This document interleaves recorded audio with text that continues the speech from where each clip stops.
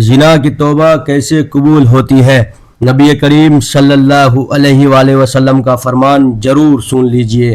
ایک آدمی نبی کریم صلی اللہ علیہ وآلہ وسلم کے پاس آیا اور عرض کرنے لگا، یا رسول اللہ صلی اللہ علیہ وآلہ وسلم، مجھ سے گناہ ہو گیا ہے، میں زنا کر بیٹھا ہوں، میری توبہ کیسے قبول ہوگی؟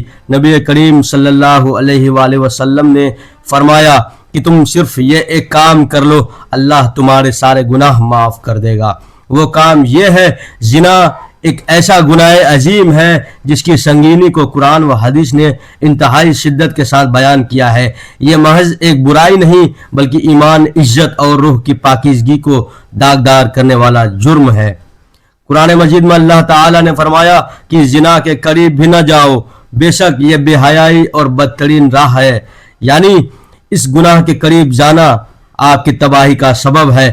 احادیث میں آتا ہے کہ زناکار کے لیے آسمان و زمین لعنت کرتی ہے اور آخرت میں ان سے ایسی شدید بدبو اٹھے گی کہ جہنم کے فرشتے بھی اس سے تکلیف محسوس کریں گے۔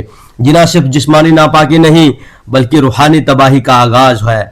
نبی کریم صلی اللہ علیہ وآلہ وسلم نے فرمایا کہ جب کوئی زنا کرتا ہے تو اس وقت وہ مومن نہیں رہتا، جب کوئی چوری کرتا ہے تو اس وقت وہ مومن نہیں رہتا، اور جب شراب پیتا ہے تو اس وقت وہ مومن نہیں رہتا، یعنی زنا ایمان کی روشنی کو مٹا دیتا ہے۔ حضرت ابو امامہ رضی اللہ تعالیٰ عنہ سے روایت ہے کہ ایک نوجوان نبی کریم صلی اللہ علیہ وآلہ وسلم کی خدمت میں حاضر ہوا اور عرض کیا، یا رسول اللہ، مجھے زنا کی اجازت دے دیجئے۔ یہ سن کر لوگ غصے سے بھر گئے، لیکن نبی کریم صلی اللہ علیہ وآلہ وسلم نے نہ ڈانٹا نہ جھڑکا بلکہ فرمایا، میرے قریب آ جاؤ۔ نوجوان قریب بیٹھ گیا۔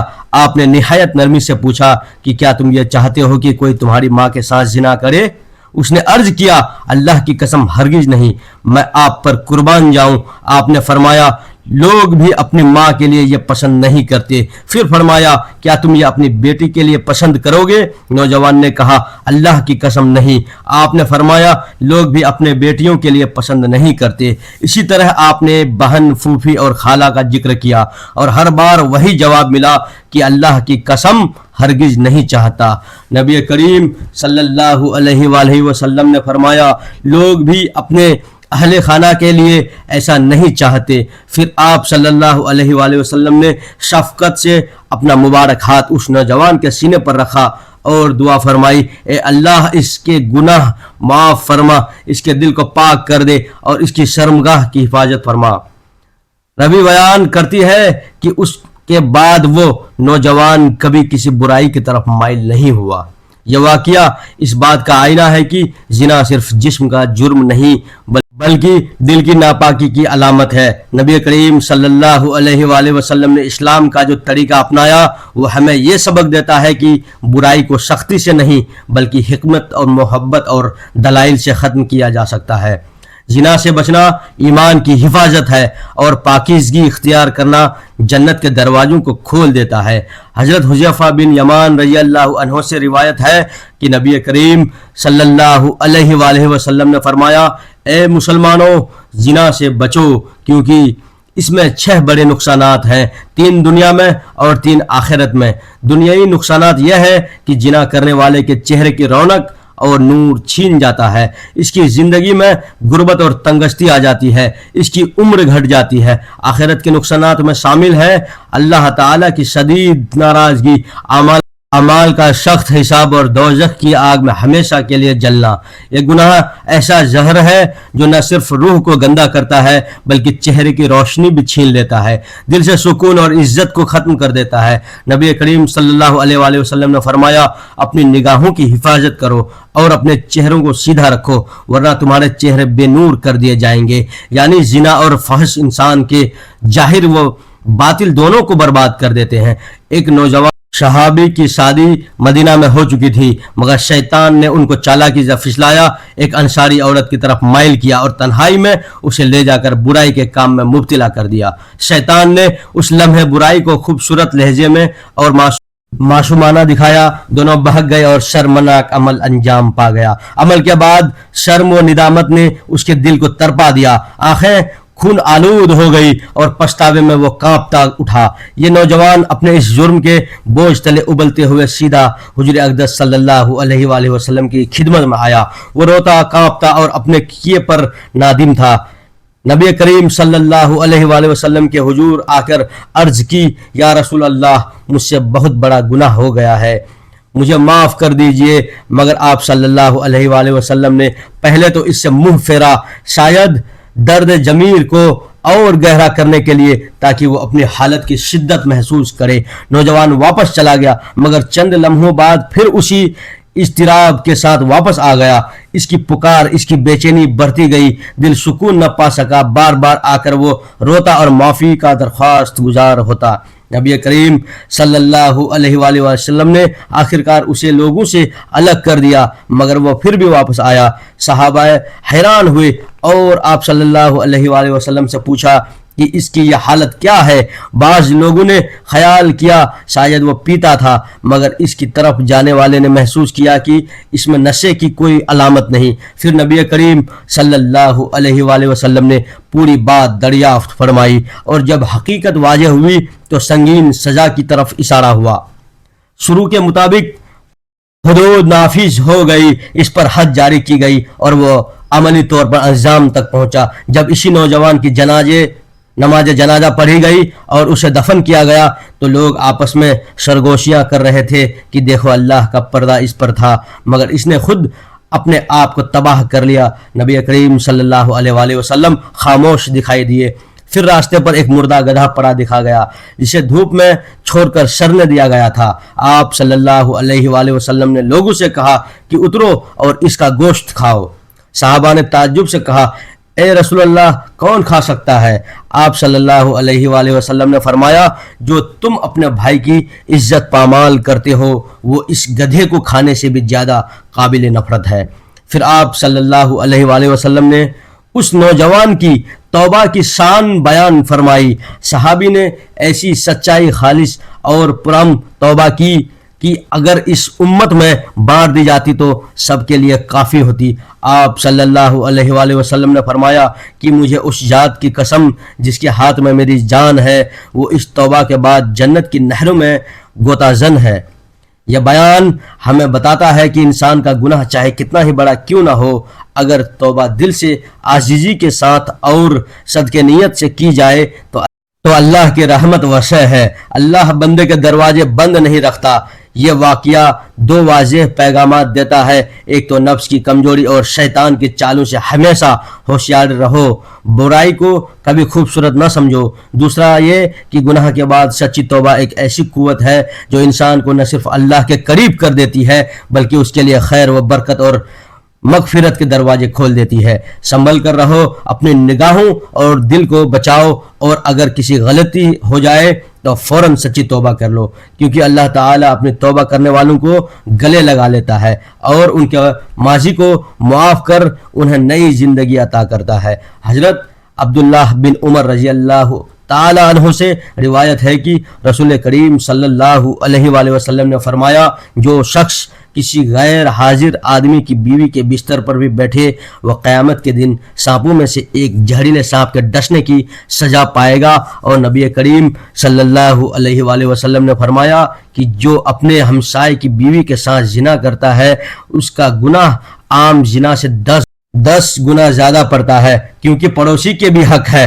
हज़रत अब्दुल्ला रज़ी अल्लाह ताला अन्हु फरमाते हैं कि मैंने रसूल पाक सल्लल्लाहु अलैहि वसल्लम से पूछा, अल्लाह के नज़दीक सबसे बड़ा गुनाह कौन सा है? आपने फरमाया, ये कि तू अल्लाह के साथ किसी को शरीक ठहरे जबकि उसी ने तुझे पैदा किया। मैंने अर्ज किया, फिर कौन सा गुनाह बड़ा है? फरमाया, ये कि तू अपनी औलाद को इस खौफ से कत्ल करे कि वो तेरे रिज्क में शरीक हो जाए। मैंने पूछा कि फिर कौन सा? आपने फरमाया, ये कि तू अपने हमसाए की बीवी के साथ जिना करे। यही वो जुर्म है जो इंसान को ईमान से महरूम कर देता है। जिना सिर्फ जिस्मानी बुराई नहीं, यह रूह की तबाही, ईमान की बर्बादी और अल्लाह के कहर को दावत देने वाला गुनाह है। जब इंसान इस गुनाह में मुब्तला हो जाता है तो इसकी दुआएं कबूल नहीं होती, इसका दिल स्याह हो जाता है, इसकी आंखों में नूर छिन जाती है और इसकी ज़िंदगी मुसीबतों से भर जाती है। इस्लाम ने जिना को सिर्फ इसलिए हराम नहीं कहा کہ یہ اخلاقی گناہ ہے بلکہ اس لیے کہ یہ انسانیت کے خمیر کو الوداع کر دیتا ہے۔ زنا کے پھیلنے سے نسب ختم ہو جاتا ہے، خاندان ٹوٹ جاتے ہیں، عزت اور غیرت مٹ جاتی ہے اور معاشرہ حیوانوں کی طرح سطح پر آ جاتا ہے۔ جو لوگ زنا سے بچ کر اپنی نگاہیں اور دلوں کی حفاظت کرتے ہیں دراصل اللہ کے خاص بندے ہیں۔ ان کے لیے دنیا میں عزت ہے، دل میں سکون اور آخرت میں جنت کے باغ ہیں۔ پس ایمان والوں، اپنے آپ کو، اپنے گھروں کو اور اپنی نسلوں کو زنا کی آگ سے بچاؤ، کیونکہ یہ وہ آگ ہے جو دنیا سے شروع ہو کر آخرت تک انسان کو جلا دیتی ہے۔ نبی کریم صلی اللہ علیہ وآلہ وسلم نے ایک دن اپنے صحابہ کرام سے پوچھا، زنا کے بارے میں تمہارا کیا خیال ہے؟ صحابہ نے موافقوں کے بارے میں عرض کی کہ یا رسول اللہ، زنا کو اللہ اور اس کے رسول نے حرام قرار دیا، لہٰذا وہ قیامت تک حرام ہی رہے گا۔ اس پر نبی کریم صلی اللہ علیہ وآلہ وسلم نے فرمایا، اگر کوئی شخص 10 عورتوں سے زنا کرے تو اس کا گناہ اس سے کم ہے جو اپنے پڑوسی کی بیوی سے زنا کرتا ہے۔ یہ بات سن کر صحابہ کرام حیران ہوئے تو آپ صلی اللہ علیہ وآلہ وسلم نے فرمایا کہ ہمسائے کی بیوی سے زنا اس لیے زیادہ بڑا گناہ ہے کہ اس میں 2 حق پامال ہوتے ہیں، ایک اللہ کا حق اور دوسرا ہمسائے کا حق۔ ہمسایہ وہ ہے جو تمہارے قریب رہتا ہے، جسے تمہارے گھر کے حالات، تمہاری اوقات، تمہاری غیر حاضری تک کا علم ہوتا ہے۔ ایسے شخص کے گھر کی عزت پر حملہ کرنا صرف بدکاری نہیں بلکہ خیانت، بددیانتی اور دوغلاپن کی انتہا ہے۔ یہ گناہ انسان کے ذہن سے سکون چھین لیتا ہے، وہ ہر وقت خوف میں جیتا ہے کہ کہیں راز فاش نہ ہو جائے، کہیں پکڑا نہ جائے، کہیں اللہ کے قہر نازل نہ ہو جائے۔ پھر رسول کریم صلی اللہ علیہ وآلہ وسلم نے آخر میں اپنے زناکاروں کے انجام کے مناظر بھی بیان فرمائے۔ آپ نے فرمایا، جب مجھے معراج کی رات آسمانوں کی سیر کرائی گئی تو میں نے ایسے لوگوں کو دیکھا جن کے جبڑے ناک اور آنکھوں کو لوہے کے آلے سے چیر دیا جا رہا تھا۔ میں نے پوچھا، اے جبرائیل، یہ کون ہے؟ تو بتایا گیا، یہ وہ لوگ ہیں جو دنیا میں فحش پھیلاتے تھے، جو بھی خبریں بے حیائی گناہ کے راستے عام کرتے تھے۔ پھر آپ نے مزید فرمایا، میں نے ننگے مرد اور عورتوں کو آگ کے تندور میں جلتا دیکھا، وہ چیخ رہے تھے مگر ان کی چیخوں کی کوئی سنوائی نہیں تھی۔ یہ وہ مرد اور عورتیں تھیں جو دنیا میں زنا کرتے تھے، اپنے نفس کے غلام بن گئے تھے۔ آج افسوس کا مقام ہے کہ جس گناہ کو کبھی لوگ بڑا سمجھتے تھے، آج اسی زنا کو معمولی سمجھ کر نظر انداز کیا جاتا ہے۔ معاشرے میں آزادی کے نام پر بدکاری کو عام کر دیا گیا ہے، شرم و حیا ختم ہو چکی ہے۔ لوگ کہتے ہیں غلطی ہو گئی تو توبہ کر لیں گے، لیکن کبھی سوچا ہے کہ اگر توبہ کی توفیق ہی نہیں ملی تو کیا بنے گا؟ یہ گناہ صرف جسموں کو نہیں جلاتا اور روحوں کی سیاہ کر دیتا ہے۔ زنا کا دنیا میں ذلت، خوف اور بیماریوں میں مبتلا ہوتا ہے اور آخرت میں آگ کے تندور میں جلنے کے لیے چھوڑ دیا جاتا ہے۔ پس ایمان والو، ہوش کے ناخون لوگ زنا سے بچو، آپ اپنی نگاہوں کی حفاظت کرو، کیونکہ اللہ کے غضب سے کوئی پناہ نہیں مگر اس کی اطاعت اور توبہ میں۔ حضرت عبداللہ بن عمر رضی اللہ عنہ سے روایت ہے کہ آقائے نامدار رسول پاک صلی اللہ علیہ وآلہ وسلم نے فرمایا، جب حکومت کرنے والے ظلم کرنے لگے تو آسمان کا پانی روک دیا جاتا ہے، جب لوگ زکوٰۃ سے انکار کرے تو مویشی ہلاک ہوتے ہیں، اور جب زنا عام ہو جائے تو فاقہ اور مسکنت بڑھ جاتی ہے، اور جب وعدے توڑے جائیں تو کافروں کو غلبہ مل جاتا ہے۔ اسلام نے زنا کو حرام قرار دے کر دراصل انسانیت کی عزت، نفس کی پاکیزگی اور روح کی طہارت کو محفوظ کیا ہے۔ جو قوم زنا میں مبتلا ہو جاتی ہے وہ اپنے غیرت، سکون اور ایمان سب کھو دیتی ہے، لہٰذا زنا سے بچنا ایمان کی حفاظت، روح کی پاکیزگی اور معاشرے کی امن کی ضمانت ہے۔ رات کی خاموشی میں جب دنیا سو رہی ہوتی ہے، جب ہر شے ساکت اور پرسکون نظر آتی ہے، اسی لمحے آسمان کے دروازے کھول دیے جاتے ہیں۔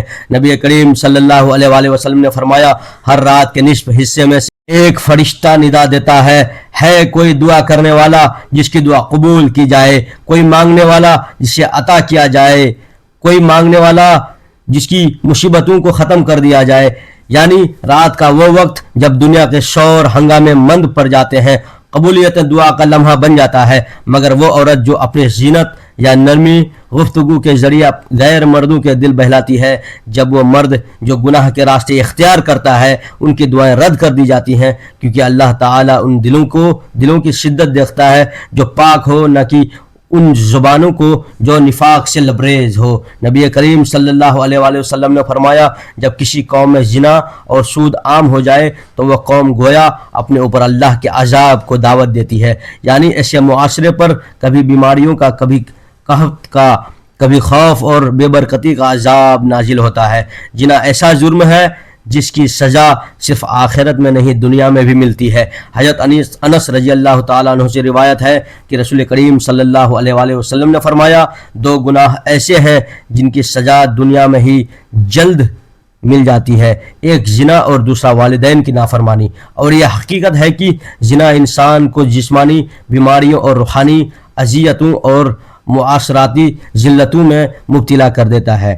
جو وہ شخص اس گناہ میں پھنس جاتا ہے وہ جھوٹ پر جھوٹ بول کر اپنی بدکاری کو چھپاتا ہے، یہاں تک کہ فرشتے اس کی منہ کی بدبو سے دور بھاگ جاتے ہیں، اللہ کی حفاظت اس سے ہٹ جاتی ہے اور وہ دنیا میں بھی ذلت کا نشان بن جاتا ہے۔ بڑھاپے میں زنا کرنے والے پر تو اللہ کا عذاب اور بھی شدید ہو جاتا ہے۔ حدیث میں آتا ہے 3 اشخاص ایسے ہیں جن سے اللہ قیامت کے دن بات نہ کرے گا، نہ ان پر نظر کرم فرمائے گا، اور ان کے لیے دردناک عذاب ہے، بوڑھا جانی جھوٹا، حاکم اور متکبر فقیر۔ یہ وہ لوگ ہیں جنہوں نے اپنی روح کو گناہ کی جنجیروں میں جکر لیا، اپنی شرم و حیا کو بیچ ڈالا اور اپنے رب کے غضب کو دعوت دی۔ نبی کریم صلی اللہ علیہ وآلہ وسلم نے فرمایا کہ جس بستی میں زنا عام ہو جاتا ہے وہاں موت کثرت سے ہونے لگتی ہے، دل سخت ہو جاتے ہیں، قتل اور خونریزی بڑھ جاتی ہے اور برکت اٹھا لی جاتی ہے، اور جو شخص کسی حاضر مرد کی بیوی کے ساتھ بدکاری کرتا ہے اس پر قیامت کے دن ایک زہریلا سانپ مسلط کیا جائے گا جو اسے ڈستا رہے گا، کیونکہ عورت کا شوہر اس کا محافظ ہے، اور اگر کوئی اس کے نہ ہونے میں اس کی عزت پامال کرتا ہے تو وہ اللہ کے نزدیک سخت مجرم ہے۔